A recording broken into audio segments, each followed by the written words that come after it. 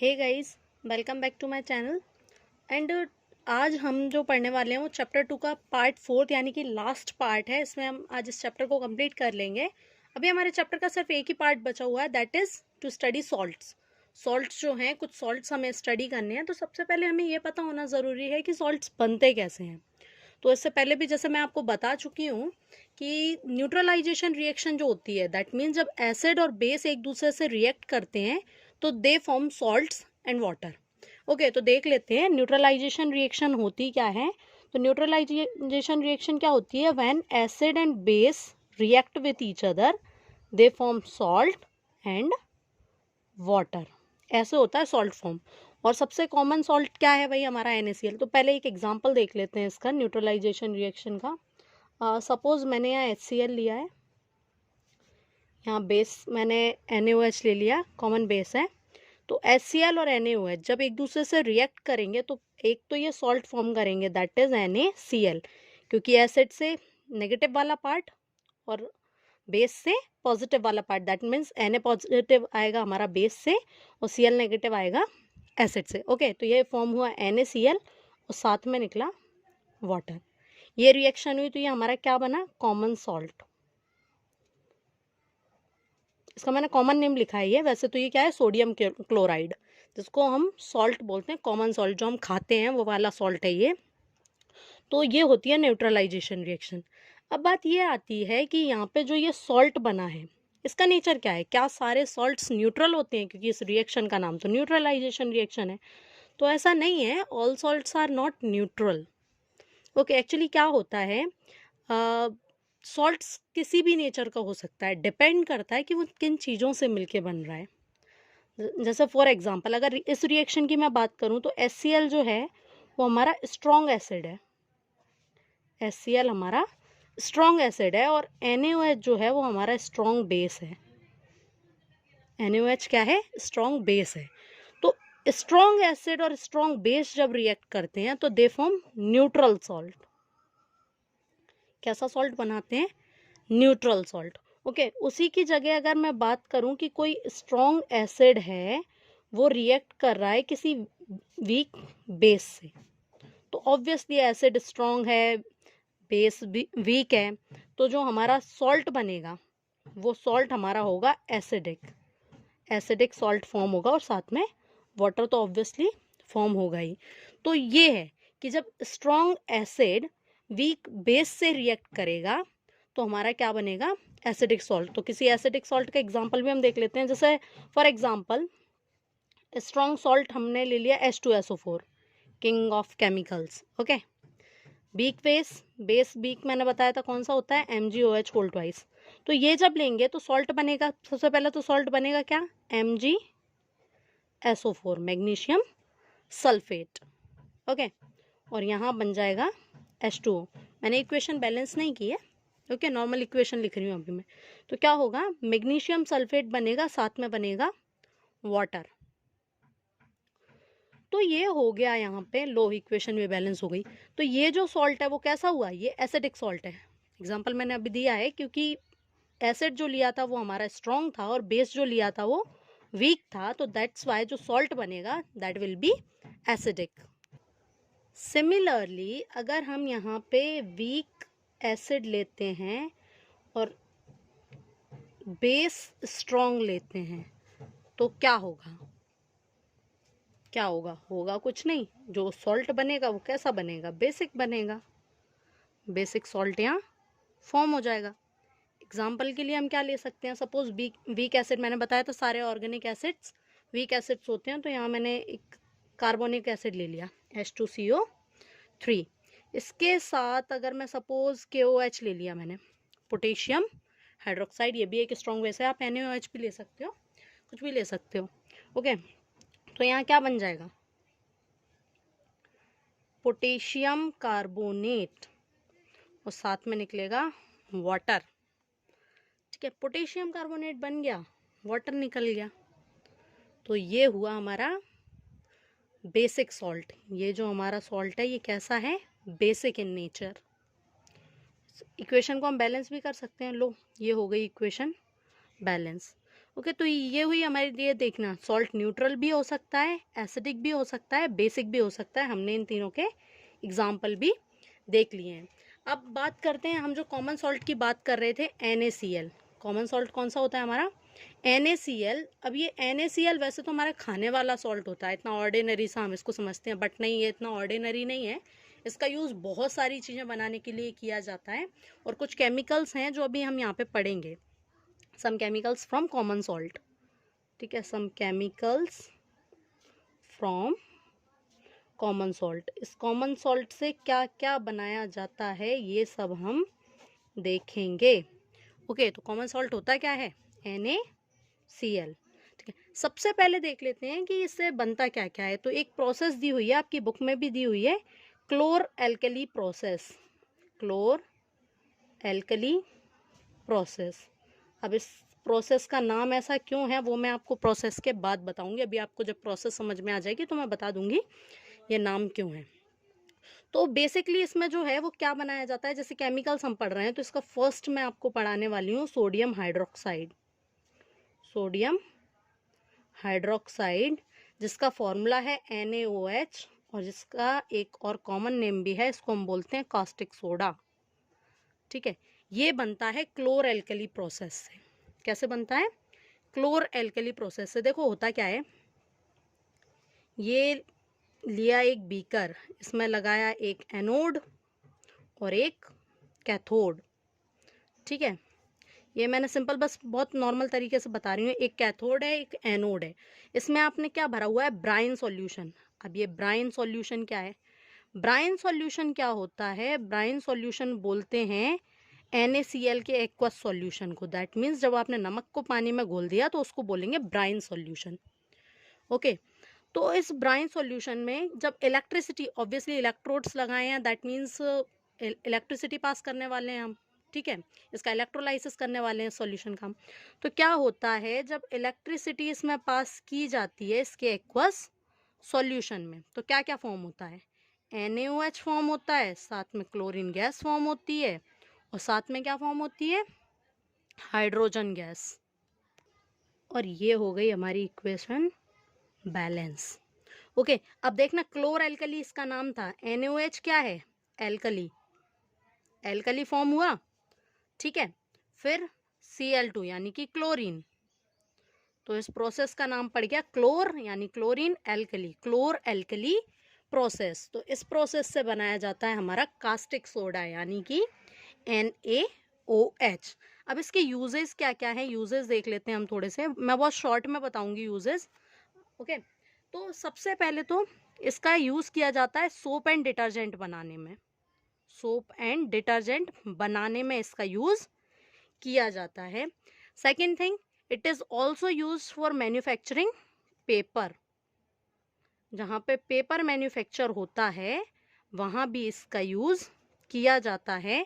Now third, इसका use किया जाता है पेस्टिसाइड्स की तरह। पेस्टिसाइड्स की तरह भी यूज़ इसका किया जाता है। ओके, और लास्ट है, इसका यूज़ ऑयल रिफाइनिंग में भी किया जाता है। अब एक चीज़ और ध्यान रखना थोड़ा सा, ये तो यूजेस हो गए। ये जो प्रोसेस हमारी हुई है इसका क्या होता है, जैसे Cl2 है, Cl2 कहाँ बनेगी? Cl2 बनती है हमारी एनोड पे। ठीक है, हाइड्रोजन जो बनता है वो बनता है हमारा कैथोड पे, और जो NaOH बनता है वो बनता है near the cathode. Near the cathode. Okay, तो मतलब ये एनोड है, यहाँ पे क्या बनेगी? Cl2। ये कैथोड है, यहाँ बनेगा हाइड्रोजन। ओके, और कैथोड के पास में ही बनेगा हमारा NaOH, that is caustic soda. Okay, अब इसके बाद हम नेक्स्ट देख लेते हैं, और नेक्स्ट कॉमन सॉल्ट से कौन सी चीज़ बनाई जाती है। नेक्स्ट है ब्लीचिंग पाउडर। अब ये देखते हैं ब्लीचिंग पाउडर, पहले तो इसका केमिकल फॉर्मूला क्या होता है और केमिकल नेम इसका क्या होता है। फॉर्मूला होता है इसका CaOCl2। तो देखना, नाम देखना, कैल्शियम, ऑक्सीजन के लिए ऑक्सी, और Cl2 के लिए क्लोराइड। ये होता है इसका केमिकल नेम। ओके, अब ब्लीचिंग पाउडर बनता कैसे है, तो अभी हमने जो प्रोसेस देखी थी क्लोर एल्कली प्रोसेस, उसमें क्या बना था NaOH के अलावा? Cl2। तो Cl2 का यूज यहाँ किया जाता है। तो ब्लीचिंग पाउडर कैसे बनाया जाता है? ड्राई स्लेक्ड लाइम पर एक्शन किया जाता है क्लोरीन का। ड्राई स्लेक्ड लाइम के साथ क्लोरीन की रिएक्शन कराई जाती है, तब बनता है हमारा ब्लीचिंग पाउडर। ओके, और साथ में निकलता है वाटर। देख लेते हैं रिएक्शन। ड्राई स्लेक्ड लाइम क्या होगा, कैल्शियम हाइड्रोक्साइड को स्लेक्ड लाइम बोलते हैं, मैंने बताया था। तो कैल्शियम हाइड्रोक्साइड जो स्लेक्ड लाइम है, उस ड्राई स्लेक्ड लाइम पे Cl2 की रिएक्शन कराई जाती है। इसकी जब रिएक्शन होती है तो ये क्या बनाता है, CaOCl2, और साथ में हमारा वाटर निकल जाता है। ओके, यहाँ से दो molecules, 2 H ions and O, तो H2O हमारा बन जाता है। ओके, अब इसका यूजेस देख लेते हैं कि ब्लीचिंग पाउडर का यूज़ कहाँ कहाँ किया जाता है और क्या क्या इसका यूज़ है। तो सबसे पहली चीज़, तो पहला चीज़ ये यूज़ किया जाता है for bleaching cotton and linen. मतलब कि जो टेक्सटाइल इंडस्ट्रीज होती हैं उसमें कॉटन और लिनन को ब्लीच करने के लिए इसका यूज़ किया जाता है। सेकेंड यूज़ इसका क्या है, वुड पल्प को ब्लीच करने में भी इसका यूज़ किया जाता है। ब्लीचिंग वुड पल्प इन पेपर फैक्ट्रीज, पेपर बनाने में जो वुड पल्प यूज़ होता है उसको ब्लीच करने के लिए भी इसका यूज़ किया जाता है। उसके बाद इसमें देखो ऑक्सीजन है, ये बहुत अच्छा ऑक्सीडाइजिंग एजेंट है। ये खुद रिड्यूस होके दूसरी चीज़ों को ऑक्सीडाइज कर देता है, दैट मीन्स ये ऑक्सीडाइजिंग एजेंट है। क्या है ये, ऑक्सीडाइजिंग एजेंट है। और इसमें क्लोरीन है, और क्लोरीन क्या करती है, चीज़ों को डिसइंफेक्ट करने का काम करती है, इन्फेक्शंस को, जर्म्स को मारने का काम करती है। तो it is also used as disinfectant. Okay, it is also used as disinfectant. Okay, ये तो हो गई हमारी दो चीजें। क्या क्या पढ़ लिया हमने, कास्टिक सोडा पढ़ लिया, एंड देन सेकेंड अभी हमने क्या पढ़ लिया, bleaching powder. Now the third है हमारा बेकिंग सोडा। बेकिंग सोडा क्या होता है, बेकिंग सोडा सोडियम बाइकार्बोनेट, इसको सोडियम हाइड्रोजन कार्बोनेट भी हम बोल सकते हैं। और इसका केमिकल फॉर्मूला क्या होता है, Na, सोडियम बाइकार्बोनेट का SCO3, या हाइड्रोजन कार्बोनेट भी आप इसको बोल सकते हो। ये है हमारा थर्ड केमिकल, जो कि किस चीज़ से बनता है, कॉमन सॉल्ट से। अब केमिकल रिएक्शन देख लेते हैं, बेकिंग सोडा कैसे बनाया जाता है। तो बेकिंग सोडा को बनाने के लिए NaCl लिया जाता है, और ऑब्वियसली इसमें कार्बन टर्म है तो CO2 यूज़ की जाती है, साथ में वाटर यूज़ किया जाता है, और इसके साथ इसमें यूज़ की जाती है अमोनिया। ठीक है, तब ये बनता है। एक तो ये इसमें बाय प्रोडक्ट निकलता है, that is ammonium chloride NH4Cl, और साथ में बनता है हमारा NaSCO3। ये क्या है, अमोनियम क्लोराइड। ठीक है, और ये बना है जो हमारा रियल प्रोडक्ट है, सोडियम बाइकार्बोनेट, जिसको हम क्या बोलते हैं, बेकिंग सोडा। ये थी हमारी अमोनिया जो हमने इसमें यूज़ की थी। और एक और चीज़ क्या है कि जब इसको हीट करते हैं, व्हेन हीटेड, ये क्या फॉर्म करता है, देखना है, इसको हीट करेंगे NaHCO3, इसको जब हम हीट करेंगे तो ये फॉर्म करता है Na2CO3, साथ में कुछ वाटर के मॉलिक्यूल्स निकलते हैं, एंड CO2 भी हमारा निकल जाता है। ओके, इसकी प्रॉपर्टीज़ देख लेते हैं कि ये बहुत माइल्ड होता है, मतलब सॉफ्ट होता है, एंड नॉन कोरोसिव होता है। नॉन कोरोसिव बेस है, मतलब ये ख़राब नहीं होता है, कितने भी टाइम तक रखा रहे। हमारे घरों में भी हम बेकिंग सोडा यूज़ करते हैं, तो ये वही बेकिंग सोडा है। तो आपने देखा होगा बेकिंग सोडा कितने टाइम तक तो घर में रखा रहता है, ख़राब नहीं होता है, because it is non corrosive. Okay, ये तो हुई किसकी बात। अब इसके यूजेस देख लेते हैं कि इसके यूजेस क्या क्या है। तो सबसे पहले तो ये एक बेस है, वो भी नॉन कोरोसिव। इसका यूज़ एज एंटासिड भी किया जाता है, एंटासिड की तरह इसका यूज़ किया जाता है। या फिर मैं बात करूँ आपको, जब कोई कीड़ा काट जाता है जो एसिड रिलीज़ करता है, सेट हनी बी क्या करती है, मेथेनोइक एसिड रिलीज़ करती है जब हमको बाइट करती है। या एंट की बात करें तो फॉर्मिक एसिड रिलीज़ करती है, चींटी। ओके, तो उसका जो इफ़ेक्ट है वो कम करने के लिए उस पर हम बेकिंग सोडा रब कर सकते हैं, क्योंकि बेकिंग सोडा एक एंटासिड की तरह काम करता है, या ये बोलूँ कि वो बेस है, तो वो एसिड के इफेक्ट को क्या कर देगा, कम कर देगा। सेकेंड यूज इसका क्या है, सेकेंड यूज इसका ये है कि it is used in making baking powder. जिस बेकिंग पाउडर का यूज आप केक्स एंड ऑल ये सब चीजें बनाने में करते हो, जिससे आपका केक स्पंजी बनता है, तो उस बेकिंग पाउडर को बनाने में ये यूज किया जाता है। और उसमें क्या क्या यूज होता है, बेकिंग सोडा प्लस कोई भी एक एसिड, ज्यादातर वी यूज टार्टरिक एसिड। तो बेकिंग सोडा और टार्टरिक एसिड का यूज करके क्या बनाया जाता है, बेकिंग पाउडर। ओके। और थर्ड थिंग ये है कि इसका use as a fire extinguisher भी हम कर सकते हैं। क्यों कर सकते हैं, क्योंकि ये हीट होके कार्बन डाइऑक्साइड रिलीज करेगा, और कार्बन डाइऑक्साइड आग बुझाने का काम बहुत अच्छे से करती है। ओके। अगला है वॉशिंग सोडा। वॉशिंग सोडा का केमिकल फॉर्मूला होता है Na2CO3.10H2O। तो इसका केमिकल नेम क्या हुआ, सोडियम कार्बोनेट, और 10 है तो डेका हाइड्रेट। ये इसमें वाटर है, वाटर ऑफ क्रिस्टलाइजेशन क्या होता है मैं आपको बाद में बताऊंगी। तो यह सोडियम कार्बोनेट डेकाहाइड्रेट। ओके, क्योंकि इसमें 10 मॉलिक्यूल्स होते हैं वाटर के। ये बनाया कैसे जाता है, तो आपने देखा कि अभी जब हमने बेकिंग सोडा बनाया था, बेकिंग सोडा को अगर हम हीट करते हैं तो क्या बनता है, ये सोडियम कार्बोनेट। बेकिंग सोडा को जब हम हीट करते हैं तो क्या बनता है, सोडियम कार्बोनेट। तो वही है, इस सोडियम कार्बोनेट का अगर हम रिक्रिस्टलाइजेशन करें, ठीक है, जब इसका रिक्रिस्टलाइजेशन किया जाता है किसका, सोडियम कार्बोनेट का, तो क्या मिल जाता है, गिव्स वॉशिंग सोडा।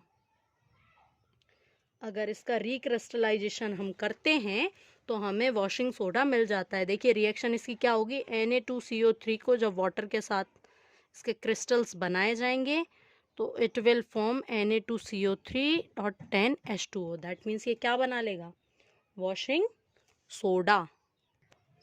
अब इसका यूज क्या क्या होता है, तो इसके यूजेस देख लेते हैं। तो फर्स्ट सबसे पहला कि इसमें ना क्लींजिंग प्रॉपर्टी होती है। तो for cleaning glass in glass industries, for cleaning glass, ठीक है, and paper also, paper industries में इसका यूज किया जाता है। देन इसका सेकेंड यूज देखते हैं, तो it is used for removing hardness of water, removing hardness of water, water की हार्डनेस को मिटाने के लिए इसका यूज किया जाता है। Then it is used as cleaning agent in houses as well. जो हमारा वॉशिंग पाउडर होता है उसमें भी, वॉशिंग पाउडर वही तो है, उसका यूज हम घर पे करते हैं काफी सारी चीजों को क्लीन करने के लिए। तो ये सारे यूज थे वॉशिंग सोडा के। अब हमारा एक फिफ्थ केमिकल बचा हुआ है जो सॉल्ट से हमें मिलता है। Okay, that is POP, plaster of Paris. तो अब देख लेते हैं प्लास्टर ऑफ पेरिस क्या होता है। तो प्लास्टर ऑफ पेरिस होता है कैल्शियम सल्फेट हेमीहाइड्रेट, ठीक है। अब हेमी आधा वाटर का मॉलिक्यूल क्या कैसे हो सकता है, तो बात ये है कि क्या होता है, दो कैल्शियम सल्फेट के मॉलिक्यूल्स एक वाटर मॉलिक्यूल को शेयर करते हैं, मतलब ऐसा कुछ उसका स्ट्रक्चर होता है। ये दो कैल्शियम सल्फेट के मॉलिक्यूल्स, ये ए है, एक वाटर का मॉलिक्यूल शेयर करते हैं। तो यहाँ मैंने क्योंकि सिंगल लिखा हुआ है तो उसको बैलेंस करेंगे, अगर आप यहाँ 2 से मल्टीप्लाई कर दो तो ये सिंगल वाटर का मॉलिक्यूल हो जाएगा 2 CaSO4 के लिए, ठीक है। तो ये हेमी का मतलब ये है, आधा वाटर का मॉलिक्यूल वैसे नहीं हो सकता है। तो इसको बनाया कैसे जाता है, तो इसको बनाने के लिए क्या करते हैं, when we heat gypsum, gypsum एक केमिकल होता है जो कि बहुत, जिसके अंदर हार्डनिंग प्रॉपर्टी होती है। तो व्हेन वी हीट जिप्सम, जब जिप्सम को हाइड्रेट करते हैं एट 100 डिग्री सेल्सियस, और वी कैन से 373 केल्विन, इस पे जब जिप्सम को क्या किया जाता है, हीट किया जाता है, तो क्या होता है, जिप्सम अपना वाटर लूज कर देता है, it loses water and become POP, POP, that means plaster of Paris. यहाँ जिप्सम क्या होता है, जिप्सम होता है कैल्शियम सल्फेट, ये एक कैल्शियम सल्फेट का जो मॉलिक्यूल है वो 2 वाटर मॉलिक्यूल रखता है। इसको जब हम हीट करते हैं तो होता क्या है कि कैल्शियम सल्फेट हेमीहाइड्रेट यानी कि प्लास्टर ऑफ पेरिस रह जाता है और ये बाकी का वाटर का मॉलिक्यूल निकल जाता है। सेम चीज अब एक और आधा वाटर का मॉलिक्यूल क्या होता है, यहाँ पे बैलेंसिंग करेंगे तो यहाँ पे 2 से अगर मल्टीप्लाई कर दें तो प्रॉपर हमारी जो रिएक्शन है वो बैलेंस हो जाएगी, जो इक्वेशन है वो बैलेंस हो जाएगी। तो ये होती है रिएक्शन कि हमारा प्लास्टर ऑफ पेरिस कैसे बनता है। और इसी का देखो, अगर इसको फिर से वाटर से रिएक्ट करा देंगे तो ये जिप्सम बना लेगा। तो इसकी इस प्रॉपर्टी के लिए की वजह से इसका यूज किया जाता है फ्रैक्चर्ड बोन्स को जोड़ने में या टू सपोर्ट। जो प्लास्टर चढ़ता है बोन्स पे, आपने देखा होगा कितना हार्ड होता है। तो to support fractured bones we use plaster of Paris. उसको वाटर के साथ यूज करके, वाटर के साथ मिक्स करके यूज किया जाता है, जिसकी वजह से वो तुरंत हार्ड हो जाता है बहुत ज्यादा, क्योंकि जिप्सम बहुत हार्ड होता है और वैसे जो प्लास्टर ऑफ पेरिस होता है वो पाउडर्ड फॉर्म में होता है। ओके, तो फ्रैक्चर्ड बोन्स को बनाने के लिए, स्टैच्यूज बनाने के लिए यूज किया जाता है। आजकल इसका यूज स्टैच्यूज में बंद हो गया है क्योंकि ये पॉल्यूशन करता है। ओके, स्टैच्यूज और टॉयज बनाने में यूज किया जाता है and also some decorative items. ठीक है, नेक्स्ट चीज, जो आर्टिफिशियल सीलिंग बनती है उसको बनाने में भी प्लास्टर ऑफ पेरिस का यूज किया जाता है। आर्टिफिशियल सीलिंग को बनाने में भी प्लास्टर ऑफ पेरिस का यूज किया जाता है और किसी सरफेस को स्मूथ बनाने के लिए भी प्लास्टर ऑफ पेरिस का यूज किया जाता है। अब ये देखते हैं कि वाटर ऑफ क्रिस्टलाइजेशन क्या होता है। अभी हम क्या देखेंगे कि वाटर ऑफ क्रिस्टलाइजेशन क्या होता है। तो वाटर ऑफ क्रिस्टलाइजेशन बेसिकली होता क्या है कि fixed number of water molecule in one formula unit of salts. जैसे सॉल्ट्स की अगर मैं बात करूं तो एक फॉर्मूला यूनिट की अगर मैं बात करूं तो the number of water molecules, number of water molecules present in one formula unit of a salt, उसको हम बोलेंगे वाटर ऑफ क्रिस्टलाइजेशन। या फिर दूसरी लैंग्वेज में हम ये बोल सकते हैं कि जो कई सारे जो सॉल्ट्स होते हैं उनमें जो वाटर मॉलिक्यूल्स प्रेजेंट होते हैं उसको हम बोलते हैं वाटर क्रिस्टलाइजेशन। तो the water molecules presents in salt is known as water of crystallization. जैसे कि फॉर एग्जांपल हम देख सकते हैं, अभी सबसे सिंपल हमने जो देखा था Na2CO3 डेकाहाइड्रेट। ओके, जिन सॉल्ट्स में वाटर ऑफ क्रिस्टलाइजेशन होता है उन्हें हाइड्रेटेड सॉल्ट्स बोलते हैं। क्या बोलते हैं? Hydrated salts. ये हमारा क्या होता है? Washing soda. ठीक है, उसके बाद एक होता है ग्रीन विट्रियोल, एक चीज होती है ग्रीन विट्रियोल। अब ग्रीन विट्रियोल क्या होता है? ये होता है FeSO4.7H2, मतलब इसके अंदर 7 मॉलिक्यूल्स हैं वाटर के। ठीक है, उसी तरह एक होता है हमारा वाइट विट्रियोल, ये होता है जिंक सल्फेट 7। अब इसमें क्या होता है, ये फिक्स्ड होता है नंबर। अब यहाँ नहीं है कि आप 7 की जगह 5 कर दो या 4 कर दो तो वो सेम रहेगा, नहीं। व्हाइट विट्रियोल है, उसमें 7 मॉलिक्यूल्स ही होते हैं। तो द फिक्स्ड नंबर ऑफ, यहाँ rather than the number of water molecules हम कह सकते हैं the fixed number of water molecules. ठीक है, फिक्स्ड होता है ये नंबर। फिर एक होता है हमारा blue vitriol, copper sulphate, hydrated copper sulphate. ठीक है, ये होता है हमारा, इसके अंदर 5 मॉलिक्यूल्स होते हैं। ठीक है, जिप्सम में मैंने आपको बताया जिप्सम में कितने होते हैं, ये हेमी हाइड्रेटेड रहता है। ओके, मतलब 2 कैल्शियम सल्फेट के बीच में एक वाटर मॉलिक्यूल प्रेजेंट होता है। तो ये चीज होती है वाटर ऑफ क्रिस्टलाइजेशन। अब जैसे कि मैं अगर for example if I take blue vitriol, ये है कॉपर सल्फेट और पेंटाहाइड्रेट। ठीक है, अब ये पेंटाहाइड्रेटेड है, अगर मैं इसमें से ये वाटर ऑफ क्रिस्टलाइजेशन निकाल दूं किसी तरह से, तो ये जो बचेगा ये एनहाइड्रस कॉपर सल्फेट होगा। दैट मीन्स इसके अंदर पानी नहीं है अब बिल्कुल भी, एनहाइड्रस कॉपर सल्फेट। और वैसे ये होता है ब्लू कलर का, अगर ये हाइड्रेटेड है तो ये होता है ब्लू कलर का। अब ये कैसे कलर का हो जाएगा? वाइट कलर का। और वहीं अगर मैं इसको फिर से वाटर से रिएक्शन करा दूं, इसको फिर से हाइड्रेटेड कर दूं, तो ये अगेन अपना ब्लू कलर गेन कर लेगा। तो ये होता है water of crystallization. I hope आप सबको समझ में आ गया है। ठीक है, तो ये चैप्टर हमारा खत्म हो चुका है। इसके अलावा आपको इस चैप्टर में कोई भी डाउट अगर लगता है तो you are free to ask in the comment section. Thank you.